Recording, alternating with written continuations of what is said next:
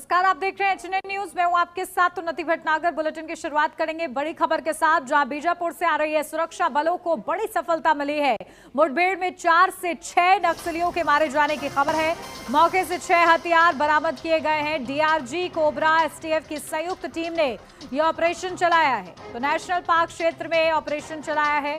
आसपास के क्षेत्रों में सुरक्षा बलों की सघन तलाशी जारी है। तो बीजापुर जिले के नेशनल पार्क क्षेत्र में सुरक्षा बलों को बड़ी सफलता मिली है। 17 और 18 जनवरी को माओवादियों के खिलाफ चलाए गए सघन सर्च ऑपरेशन में कुल 7 माओवादी ढेर कर दिए गए हैं। इनके कब्जे से 6 अत्याधुनिक हथियार बरामद किए गए हैं, जिसमें AK-47, INSAS काबल और 303 राइफल शामिल है। तो पुलिस ने मारे गए माओवादी कैडरों की पहचान DVCM दिलीप बेड़जा, ACM माड़वी कोसा, ACM लखी मड़काम और PM राधा मेट्टा के रूप में की है। तो देखिए, लगातार सुरक्षा बलों ने बताया है कि आसपास के क्षेत्रों में सघन सर्च अभियान जारी है और शांति जन कल्याण सुनिश्चित करने के लिए पेशेवर कार्रवाई जारी रखी जा रही है। तो देखिए, मुठभेड़ में 4 से 6 नक्सलियों के मारे जाने की खबर है। ये बड़ी सफलता हाथ लगी है सुरक्षा बलों के। वहीं बीजापुर में हुई मुठभेड़ को लेकर डिप्टी सीएम और गृह मंत्री विजय शर्मा का कड़ा बयान सामने आया है। डिप्टी सीएम विजय शर्मा ने कहा है कि आर्म्ड फोर्स की कार्रवाई में 4 बड़े नक्सली न्यूट्रलाइज किए गए हैं। उन्होंने कहा है कि नक्सली दिलीप बेड़जा को समझाने की कोशिश की गई थी, लेकिन कामयाबी नहीं मिली। नेशनल पार्क एरिया अब लगभग नक्सली मुक्त हो चुका है। यह मुठभेड़ नक्सलियों के खिलाफ सुरक्षा बलों की लगातार कार्रवाई का एक हिस्सा है। तो देखिए, बीजापुर मुठभेड़ में 4 नक्सली ढेर हुए हैं और डिप्टी सीएम विजय शर्मा का यह बयान कि कुल 4 नक्सली न्यूट्रलाइज गए हैं। तो नेशनल पार्क एरिया लगभग नक्सली मुक्त हो गया है। ये बड़ी बात है कि लगातार नक्सलवाद के खात्मे की दिशा में सुरक्षा बल डटे हुए हैं और गृह मंत्री अमित शाह की जो डेडलाइन है मार्च 2026 तक नक्सलवाद को खत्म करने की, उस दिशा में ये बड़ी कामयाबी। लंबे समय से नेशनल पार्क एरिया में सक्रिय था और दिलीप बेड़जा, जिसके लिए बहुत प्रयास किया गया था, उसके घर परिवार तक पहुंच करके बातें की गई थी। बेटा दिलीप बेड़जा का बिलासपुर में पढ़ता है। घर परिवार वाले उनके गांव तक जाकर, उनकी पत्नी ने भी बहुत कोशिश की। अंततोगत्वा ये हुआ है कि आर्म्ड फोर्सेस की ताकत से, जवानों की भुजाओं की ताकत से दिलीप बेड़जा भी एक बड़ा नक्सली जो था वो कल न्यूट्रलाइज हुआ है। कल कुल मिलाकर 4 नक्सली न्यूट्रलाइज हुए हैं और यह नेशनल पार्क एरिया अब लगभग मुक्त हुआ है। और चलिए, इसी पर अपडेट लेते हैं। हमारे संवाददाता चंद्रहास वैष्णव हमारे साथ जुड़ गए हैं। चंद्रहास, क्या कुछ जानकारी? देखिए, किस तरीके से बड़ी सफलता से समझा जा रहा है, क्या कुछ और जानकारी? जी उन्नति, बताना चाहूंगा, जैसा केंद्रीय गृह मंत्री ने दावा किया था मार्च 2026 तक पूरे भारत से नक्सलवाद को खत्म कर दिया जाएगा, जिसको लेकर लगातार जो है मुठभेड़ और सर्चिंग अभियान जारी है। बस्तर एक ऐसा क्षेत्र हो जा रहा है जहां पर बड़े पैमाने पर नक्सली हुआ करते थे, लेकिन 90% तक नक्सली जो है अभी खत्म हो चुके हैं। कल की भी बात करें तो लगातार 17 जनवरी से लेकर 18 जनवरी तक लगातार सर्चिंग अभियान के दौरान नक्सलियों और जवानों के बीच में लगातार मुठभेड़ हो रही थी, जिसमें कल तक जो है 400 नक्सलियों के बरामद किए जा चुके थे और आज दोबारा सुबह से जो मुठभेड़ चल रहे थे उसमें सर्चिंग के दौरान 2 और अन्य शव जो है वो बरामद किए जा चुके हैं। पूरे सर्चिंग ऑपरेशन में, मुठभेड़ के ऑपरेशन में डीआरजी, कोबरा, एसटीएफ और स्थानीय पुलिस बल की संलिप्तता रही है। इसके अलावा बहुत कम समय बचा है, 90 दिनों से भी कम का बचा हुआ है मार्च 2026 के लिए, जिसको लेकर लगातार और बड़े पैमानों पर जो है मुठभेड़ जवानों के द्वारा किया जा रहा है। इसमें बड़ी सफलताएं भी जो है वो मिलती चली जा रही है और आज का दौर है कि इतने नक्सली खत्म हो जाने के बाद भी आज बड़े लेवल के ऑटोमेटिक वेपन्स, जिसमें AK-47, इंसास और 303 के राइफल जो है वो बरामद किए जा रहे हैं। जी बिल्कुल। और देखिए, किस तरीके से आगे भी लगातार, क्योंकि इस एरिया में तो नक्सलवाद मुक्त हुआ है, लेकिन आगे क्या कार्रवाई चल रही है, उसको लेकर क्या प्रतिबद्धता? जी बिल्कुल, लगातार हम जैसे सुनते भी आ रहे हैं कि बस्तर के क्षेत्र में कर्रेगुड़ का जो सबसे लंबा ऑपरेशन चला, जहां पर सबसे बड़े माओवादियों को न्यूट्रलाइज किया गया था, उसके बाद लगातार जो मुठभेड़ चल रहे हैं, जवानों के द्वारा जो सफलताएं हमको मिलती चली जा रही है, जिसमें लगातार नक्सली जो है वो न्यूट्रलाइज जा रहे हैं। आगे भी ये बिल्कुल आईजी साहब ने जैसा कहा था सुंदरराज पी ने कि आगे भी एक जो मौके का समय था नक्सलियों के लिए आत्मसमर्पण की नीति के लिए, वो रास्ता खुला हुआ है, लेकिन इसके बावजूद जो नक्सली भी डटे हुए हैं, उनको मार गिराने में लगातार हमारे जवानों को सफलता मिल रही है और आगे भी लगातार ऐसे ऑपरेशन जो है वो चलते रहेंगे। और कुछ ही दिनों के बाद ये बिल्कुल साफ तौर पर कहा जा सकता है कि पूरे भारत, बस्तर ही नहीं पूरे भारत से नक्सल को मुक्त कर दिया जाएगा। जी उन्नति। ठीक है, बहुत शुक्रिया चंद्रहास आपका तमाम जानकारी के लिए। और अब खबर लोरमी से है, जहां उप मुख्यमंत्री और स्थानीय विधायक अरुण साव ने परसवारा गांव में महारानी दुर्गावती जी की भव्य प्रतिमा का अनावरण किया है, जहां उन्होंने श्री सिद्धि विनायक महाविद्यालय परिसर के निर्माण के लिए भी भूमि पूजन किया। उप मुख्यमंत्री ने शहीद वीर नारायण सिंह जी के बलिदान दिवस कार्यक्रम में भाग लेकर उनकी वीरता और त्याग को नमन किया। इस अवसर पर उन्होंने लोरमी में मंगल भवन निर्माण के लिए 25 लाख और परसवारा में सीसी रोड निर्माण के लिए 10 लाख रुपए देने की घोषणा की। डिप्टी सीएम अरुण साव ने कहा कि रानी दुर्गावती और वीर नारायण सिंह हमें साहस और अन्याय के खिलाफ संघर्ष की प्रेरणा देते हैं।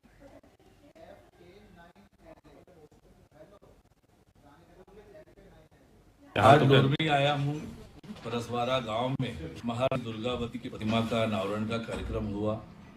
एक निजी महाविद्यालय के लिए भूमि पूजन हुआ है। साथ ही शहीद वीर नारायण सिंह जी के बलिदान दिवस का आयोजन लोरमी आदिवासी समाज के द्वारा परसवारा में आयोजित हुआ है। बड़ी संख्या में समाज के लोग उपस्थित हुए हैं। महारानी दुर्गावती जी की प्रतिमा का अनावरण ये दर्शाता है कि महारानी दुर्गावती ने किस प्रकार से समाज को प्रेरित किया है। शहीद वीर नारायण सिंह जी ने जिस प्रकार से अंग्रेजों के खिलाफ लड़ाई लड़ी, देश की आज़ादी दिलाने के लिए और गरीबों के लिए अन्याय के खिलाफ लड़ाई लड़ी, तो ये हम सबको प्रेरणा देने वाला है।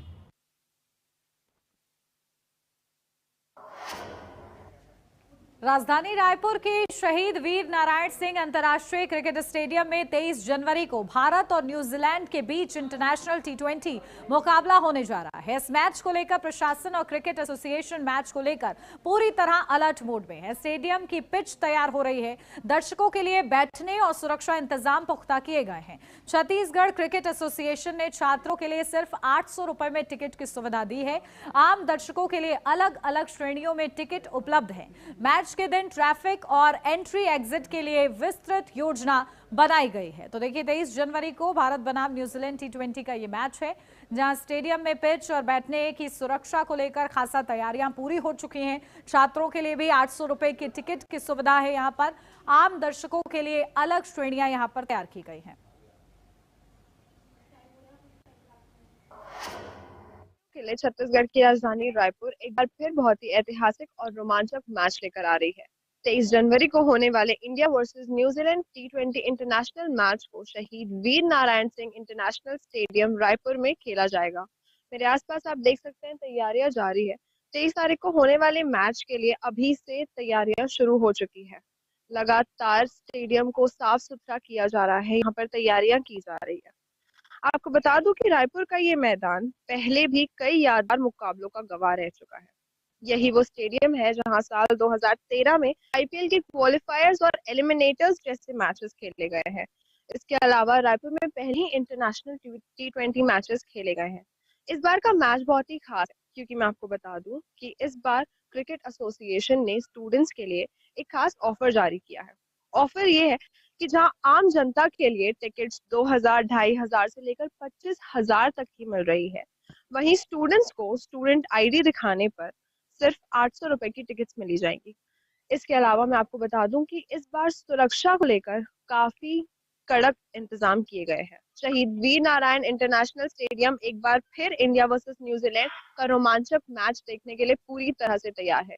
क्रिकेट एसोसिएशन हमारा स्टेडियम और रायपुर की पूरी जनता इस मैच के लिए बहुत बेसब्री से इंतजार कर रही है और इसी बेसब्री के इंतजार का ये है कि यहाँ पर पूरी तरह से तैयारियां हो चुकी है। क्रिकेट एसोसिएशन तैयार है, जनता तैयार है। इसके अलावा मैं आपको बता दूं कि जनता यहाँ की अच्छे से मैच देख सके, इसके लिए भी क्रिकेट एसोसिएशन द्वारा कई अच्छे कड़क इंतजाम किए गए हैं, जहां पर उन्हें कोई परेशानी ना हो, उन्हें ट्रैफिक से जुड़ी कोई समस्याएं ना हो, उन्हें यहाँ पर मैच देखने से लेकर यहाँ से मैच खत्म होने के बाद निकलने में भी कोई तकलीफ ना हो, इसे लेकर भी काफी इंतजाम किए गए हैं। कैमरामैन एस कृष्णा के साथ मैं यशी, HNN न्यूज रायपुर। रायपुर में पुलिस ने नशे के खिलाफ ऑपरेशन निश्चय के तहत गंज थाना क्षेत्र में बड़ी कार्रवाई की है। गंज थाना पुलिस ने प्रतिबंधित नशीली टैबलेट के साथ 3 तस्करों को गिरफ्तार किया है। आरोपियों के कब्जे से 3000 नशीली गोलियां और एक कार जब्त की गई है, जिनकी कीमत लगभग 4 लाख रुपए बताई जा रही है। पुलिस के अनुसार आरोपियों ने उड़ीसा से टैबलेट लाकर रायपुर में बेचने की योजना बनाई थी। मुखबिर की सूचना पर यह कार्रवाई की गई है। आरोपियों के खिलाफ NDPS एक्ट के तहत मामला दर्ज कर जांच शुरू कर दी गई है।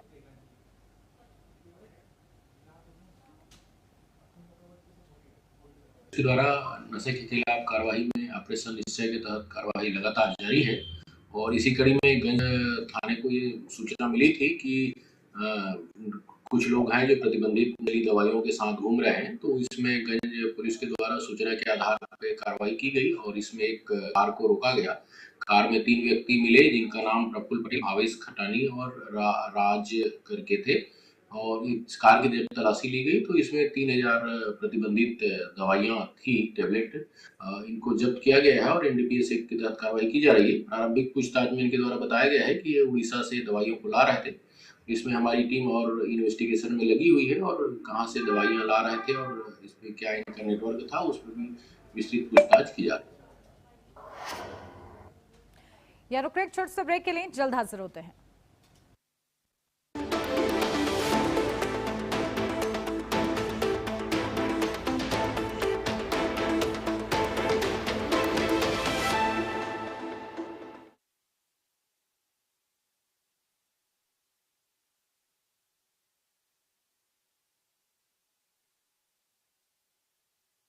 गोल्डी हिंग का तड़का लगे तो सभी दबा के खाते हैं। गोल्डी हिंग, कण कण में जान।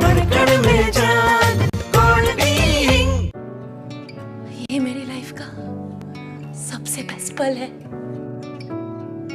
IVF से मुझे मिला खुद का बच्चा पाने का बेस्ट मौका।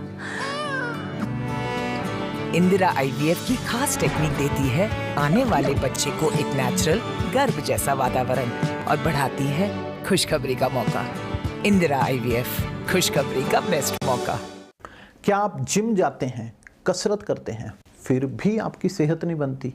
काजू बादाम किशमिश मेवे प्रोटीन के डिब्बे खाते हैं, फिर भी कुछ असर नहीं होता? तो इसका मतलब है आपका पाचन तंत्र खराब है। और जब तक के पाचन तंत्र दुरुस्त नहीं होगा, आप जितना मर्जी अच्छे से अच्छा खा लो, आपकी सेहत नहीं बन सकती। इसलिए हमारी संस्था सन्यासी आयुर्वेदा ने एक ऐसी दवा का निर्माण किया है जो कि आपके लिवर, आपके पाचन तंत्र को दुरुस्त करने का काम करती है, ताकि आप जो भी खाएं उसका पूरे का पूरा निचोड़ आपके शरीर को लगे, आपकी भूख बढ़े, खाया पिया सही से लगे, नया खून बने, हड्डियों में जान आए, वजन बढ़े और आप मोटे तगड़े खूबसूरत पर्सनैलिटी के मालिक बन जाएं। सिर्फ 655 रुपए की पूरे 1 महीने की दवा होती है और आप इसे घर बैठे 011-45454545 पर फोन करके दवा मंगवा सकते हैं।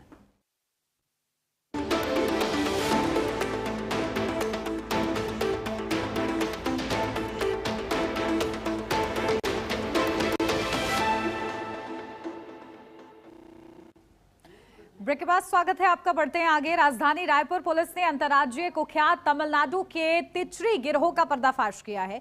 पुलिस ने गिरोह के 6 सदस्यों को गिरफ्तार किया है, जो देश भर में खड़ी कारों के शीशे तोड़कर बैग, लैपटॉप, टैबलेट और नकदी लूटते थे। आपको बता दें कि पुलिस ने 96 घंटे के अंदर हजारों CCTV फुटेज खंगाले और तकनीकी विश्लेषण के बाद रायपुर, दुर्ग, डोंगरगढ़, संबलपुर और रांची के रेलवे स्टेशन पर भी पतासाजी की है और इस कार्य बाद रांची इलाके से 6 आरोपियों को गिरफ्तार किया गया है जो वहां भी वारदात अंजाम देने की फिराक में थे।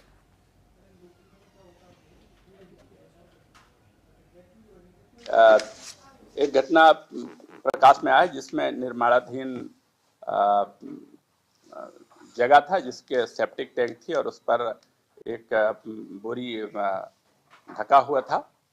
एक बच्ची जो वहाँ मेहमान के रूप में आई हुई थी जो खेलते हुए उस सेप्टिक टैंक में गिर गई और बाद में जब पता तलाश किया गया तो नहीं मिली।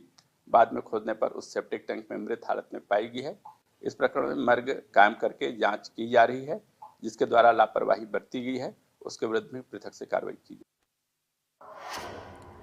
राजनांदगांव जिले में यातायात माह के तहत बच्चों की सुरक्षा को लेकर विशेष जांच अभियान चलाया गया। आज शहर की स्कूली बसों का निरीक्षण किया गया जिसमें सीसीटीवी कैमरे, दरवाजों की सुरक्षा, ब्रेक इंडिकेटर, लाइट और फायर एक्सटिंग्विशर की जांच शामिल थी। इस अभियान में यातायात विभाग और आरटीओ के अधिकारी मौजूद हैं। अधिकारियों ने कहा कि बच्चों की सुरक्षा सर्वोच्च प्राथमिकता है और नियमों का पालन न करने वालों पर सख्त कार्रवाई की जाएगी। यातायात माह के दौरान यह अभियान पूरे महीने जारी रहेगा और स्कूल बसों, ऑटो व अन्य वाहनों की नियमित जांच की जाएगी। राजनांदगांव पुलिस के द्वारा, यातायात पुलिस के द्वारा जनवरी के माह में आयोजित सड़क सुरक्षा माह में कई तरह की कार्यक्रम आयोजित किए जा रहे हैं, जिसमें सबसे पहले तो बेसिक लेवल पे अगर देखें तो हेलमेट पहनना, सीट बेल्ट पहनना, गाड़ी या कुछ भी चलाते समय उनका उपयोग ना करना, इस तरह की चीज़ों पे जन जागरूकता कराई जा रही है। और उसी के साथ जितनी स्कूल्स हैं, कॉलेजेस हैं, वहाँ पे जागरूकता कार्यक्रम करवाना, सड़क सुरक्षा प्रदर्शन करवाना, पोस्टर्स और फ्लेक्स वगैरह के साथ। बाकी ऑटो और ई रिक्शा चालकों को भी सुरक्षा संबंधी चीज़ें प्रदान करवाई जा रही हैं। बसेस में, ट्रक्स में और जो भारी वाहन है उनका फिटनेस चेक होना, रेडियन स्ट्रिप वगैरह लगवाना ताकि एक्सीडेंट्स ना हो, उसके लिए भी प्रयास किए जा रहे हैं। राजनांदगांव की संस्कार धानी में स्वामी विवेकानंद जयंती पर तीरंदाजी का खास आयोजन किया गया, जहां संस्कार धानी तीरंदाजी संघ की ओर से आयोजित इस 1 दिवसीय प्रतियोगिता में लगभग 300 बच्चों ने निःशुल्क भाग लिया। यह आयोजन लगातार 5वां साल हो रहा है। आयोजक ने बताया है कि इसका उद्देश्य बच्चों को खेलों से जोड़ना और उनकी छुपी प्रतिभा को सामने लाना है। कोच राहुल साहू के अनुसार प्रतियोगिता सिर्फ खेल की भावना ही नहीं बल्कि बच्चों में अनुशासन, कौशल और आत्मविश्वास बढ़ाने का भी मंच है। संघ की यह पहल बच्चों के भविष्य को नई दिशा दे रही है। युवाओं को प्रोत्साहन करने के लिए स्वामी विवेकानंद की जयंती पर हमारे संस्कारधानी तीरंदाजी संघ के द्वारा प्रत्येक वर्ष युवाओं को निकालने के लिए प्रतियोगिता, जिला स्तरीय तीरंदाजी प्रतियोगिता का आयोजन किया जाता है। प्रत्येक स्कूल या लगभग 12 स्कूल के बच्चे हमारे पार्टिसिपेट कर रहे हैं। तो प्रशिक्षण लगभग हमारे 100 बच्चे प्रशिक्षण। और अब खबर जशपुर से है, जहां यात्री बस अनियंत्रित होकर सड़क पर पलट गई। जहां माटी पहाड़ा छर्रा से जशपुर जा रही बालाजी बस में दर्जनों यात्री सवार थे।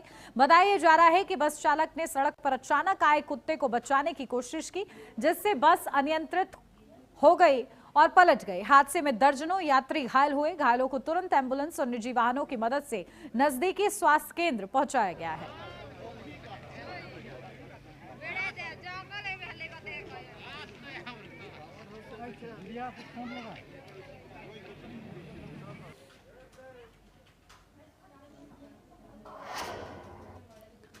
जिले के फरसाबहार कांसबेल बेलाघाट के पास नेशनल हाईवे 43 पर भीषण सड़क हादसा हो गया, जहां तेज रफ्तार ट्रक और वैगनार कार की आमने सामने की जोरदार टक्कर में कार के परखच्चे उड़ गए और चालक उसमें फंस गया।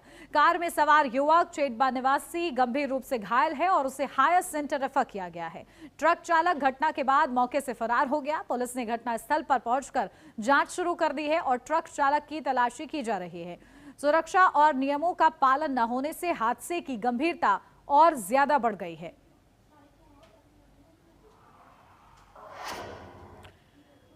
अंबिकापुर में बीजेपी कार्यकर्ताओं ने सोशल मीडिया इन्फ्लुएंसर आकांक्षा टोप्पो के खिलाफ एफआईआर दर्ज करने की मांग कोतवाली में की है।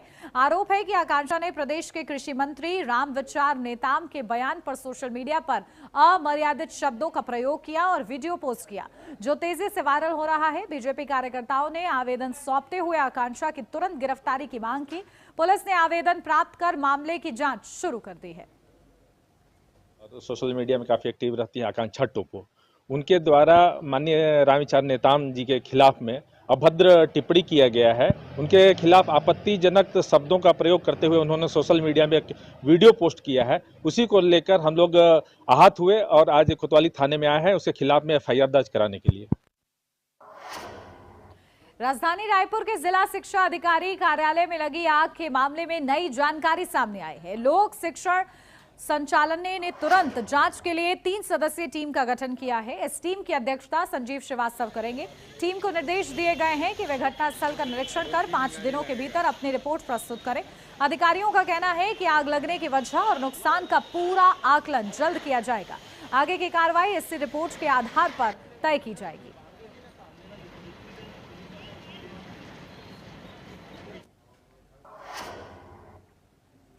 बिलासपुर के गणेश नगर में रेलवे की कार्रवाई ने 82 परिवारों को संकट में डाल दिया है। रेलवे ने अपनी जमीन बताते हुए 34 मकान ढा दिए हैं और शेष 48 मकानों को सोमवार तक खुद हटाने का समय दिया गया है। स्थानीय लोगों का कहना है कि वे 27 साल पहले राजीव आश्रय योजना के तहत सरकारी पट्टे पर बसे थे। 500 से अधिक लोग प्रभावित हैं, जिनमें 50 से ज्यादा बच्चे बोर्ड परीक्षा दे रहे हैं। रेलवे का कहना है कि जमीन रेलवे की है और नियमों के तहत कार्रवाई जारी है। रेलवे ट्रैक के दक्षिण भाग में रह रहा हूं और यहां मोहल्ले वालों के साथ में बहुत अत्याचार हो रहा है। रेलवे वाले पहले पुरानी लाइन से नाप करके रेलवे का खंभा गड़ाए थे। हम लोग आश्वस्त थे कि उसका खंभे तक ही जमीन वो लोग लेंगे। ये कब की बात है? ये 2016 की पहली बात है। और फिर 2016 में वो लोग पुनः नाप करवाए नए नक्शा से, और नए नक्शे से नाप करा कर पूरी ज़मीन हम लोगों की हड़प लिए हैं और तोड़ना शुरू कर दिए हैं। 2-3 घरों को वो तोड़ भी चुके हैं और हम लोग कांग्रेस भाजपा के नेताओं के पास भी गए, मगर उन लोगों ने कोई एक्शन नहीं लिया। और रेलवे के कर्मचारी लोग हम लोगों को धोखा देते रहे। स्टे करवाना चाहते थे हम लोग कोर्ट में, मगर वो वरिष्ठ मंडल अभियंता जो है, जब मैं गया था कुछ लोगों के साथ में, तो उन्होंने कहा आप लोग निश्चिंत रहिए ना, मैं पूरा फिर से पुनः आपके सामने जांच कराऊंगा। बलरामपुर जिले के धंधापुर धान उपार्जन केंद्र से लगभग 6000 बोरी धान गायब मिलने का मामला सामने आया है। प्रशासन ने भौतिक सत्यापन में ये गड़बड़ी पाई है। इस वर्ष जिले में कुल 49 उपार्जन केंद्र बनाए गए हैं, लेकिन कई स्थानों पर धान की कमी की घटनाएं सामने आ रही हैं। कलेक्टर के निर्देश पर अपर कलेक्टर और खाद्य विभाग की टीम ने जांच की, जिसमें लगभग 2482 क्विंटल धान कम पाया गया है। प्रशासन ने प्रकरण दर्ज कर सख्त कार्रवाई की तैयारी शुरू कर दी है।